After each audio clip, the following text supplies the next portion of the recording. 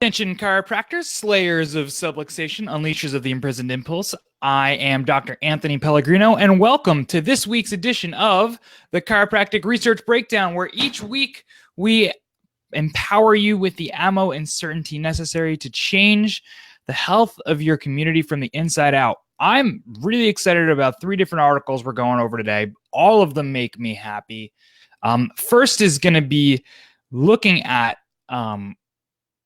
taking care of babies and whether or not chiropractic care as an infant can actually help prevent migraines. That's exciting. That was research that was discussed at the ECU Convention Conference in Budapest in 2018. We're going to go ahead and look at, for our Heart Health Month, a case study from a chiro warrior, Eric Zielinski, looking at changes in cholesterol and cardiovascular disease risk factors following subluxation only care using the torque release technique. And then we're going to look at research on the active duty military in military hospitals, looking at whether or not including chiropractic care is actually beneficial versus medical care alone. So we're going to go ahead and start looking at the ECU convention. Before we do that, as a reminder, you guys can get this information both in social media format, as well as in social media format, and as well as in patient newsletter format. You can get that to your inbox at chiroedgemedia.com. So we're going to go ahead and start from this ECU Convention Conference proceedings in Budapest 2018. It's called Migraine and Tension Type Headaches in Former Colicky Babies Treated by Chiropractors, a Prospective Cohort Study. So they look at how headache literature points to relationships between infantile colic and later migraines. Something I did not know is that 23%, according to Finnish research, 23% of former colicky babies have migraines at age 18. Compared to 11% in former non-colicky babies. Or if you look at it, it's 23% in kids who were colicky versus 15% of the general population of everybody, which is nuts. I didn't know that there was that difference. So what they decided to do is they looked at individuals who had been under chiropractic care at less than 12 weeks old. So they found anybody who had gotten adjusted very gently and specifically at earlier than 12 weeks old for or with colic. Obviously, parents go and heard chiropractic care can help with colic. They reached 269 people based on their criteria. And of those 269, only 12% had migraines, which was, if you look at the statistical numbers, 80% lower than what the Finnish researchers reported. So you have about an 80% decreased rate if you had colic as a baby of getting migraines later in life than you would have, which is awesome. Why would this happen? Birth trauma, birth trauma, birth trauma. We know that by being born, we're putting a lot of pressure and tension on the head and neck. And then as the shoulders come through, we get yanked. So if we can gently and specifically correct subluxation at the top of the neck, take tension off of those nerves, allow the body to heal and function, allow for the proper restoration of communication between the brain and the body, is going to affect all of our growth and development. Colic oftentimes is a result of an improperly functioning nervous system. So are migraines. So it's not saying that this is a treatment for colic. It's not saying this is a treatment for migraines, but simply by saying is that if we know that one of those two things are there, chances are the nervous system isn't functioning at 100%. So make sure that your community knows is that if any of these things are present, it's not only important, it's just especially important to get this checked to make sure that they are going to heal and they're going to function at 100% of their best. Excellent. Next, from the Annals of Vertebral Subluxation Research, Eric Zielinski is a chiropractor I went to school with. He graduated a little bit ahead of me. He was always like a research junkie, research warrior. Definitely just really, really well published, big into writing. I think he was writing for Dr. Axe for a little bit as well. It's called an epidemiological approach to subluxation-based chiropractic care and cardiovascular disease risk factor, a case study and review of the literature. Dr. E, man, if you're out there, reach out to me, dude. I want to see how you're doing. This is a good study. I read this before when we were in school, but this is really good. So he starts off, he does a really super thorough history and breakdown of cholesterol and cardiovascular disease. It's like 10 pages. Please, if you are interested in cholesterol, the history of cholesterol, statins, he does such a good job just breaking it all down here. In the interest of time and getting started for our day, I'm not going to go through all of it. But he does a lot of challenging of a lot of medical thinking on cardiovascular disease. For example, just like one paragraph of these 10 pages of ripping apart statins. 1/6 of Americans suffer from high total cholesterol, which we're told is a huge risk factor. And that was back in like the 60s. And that number has dropped by more than half. Yet over that time, while cholesterol was dropping, cardiovascular disease was still on the rise. He goes through lots of supporting evidence from different studies from different countries on why cholesterol isn't the problem. But if you're into that stuff, it's just a really great read. Again, it's called An Epidemiological Approach to Subluxation-Based Chiropractic Care and Cardiovascular Disease Risk Factors, a case study and review of literature. So enter the case study itself. 54-year-old man. Check this out. Dyslipidemia, anxiety, constipation, fatigue, irritability, mood swings, neck pain, stiff neck, and depression. Does this guy sound subluxated enough for you? Has a history of angioplasty, double hernia surgery, exploratory lung surgery, hydrocele correction, and 3 rotator cuff surgeries.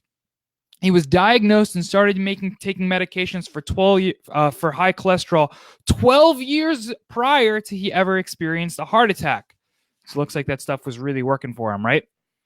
So they used the insight to evaluate. They adjusted him using torque release technique over the course of about 4.5 months. If you guys are not familiar, it's a tonal instrument-based technique, utilizes leg checks known as functional leg length reflexes and pressure tests. It's very gentle, very specific. Majority of times, without education, a practice member will get off the table and say, "That's it." Yeah, let's see what the correction we got. 4 months into regular care, patient had another lipid panel, and they had dropped significantly. His total cholesterol went from 124 to 104. His LDLs went from 63 to 43. His HDLs went from 44 to 30, up from 38 to 44, and his triglycerides dropped from 116 to 83. His cardiologist said, quote, "Your liver functions and CPK were within normal limits. Your numbers looked great. Keep up the good work." She then advised him to continue taking Tricort daily, Welchol 3 tablets daily, and Vytorin only until his supply ran out, and changed to simvastatin, which is a more conservative medication than what he was taking. This is my favorite part. Get ready for it. It is vital to note that, according to the patient, no other lifestyle changes were made during the 4.5 months.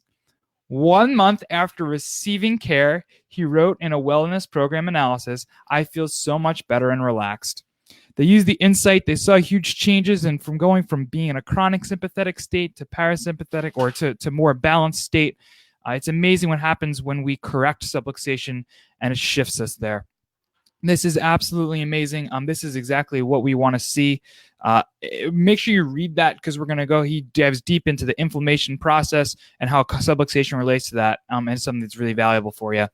So we're going to close with effective usual medical care plus chiropractic care versus usual Medicare alone on pain and disability among U.S. service members with low back pain, a comparative effectiveness clinical trial.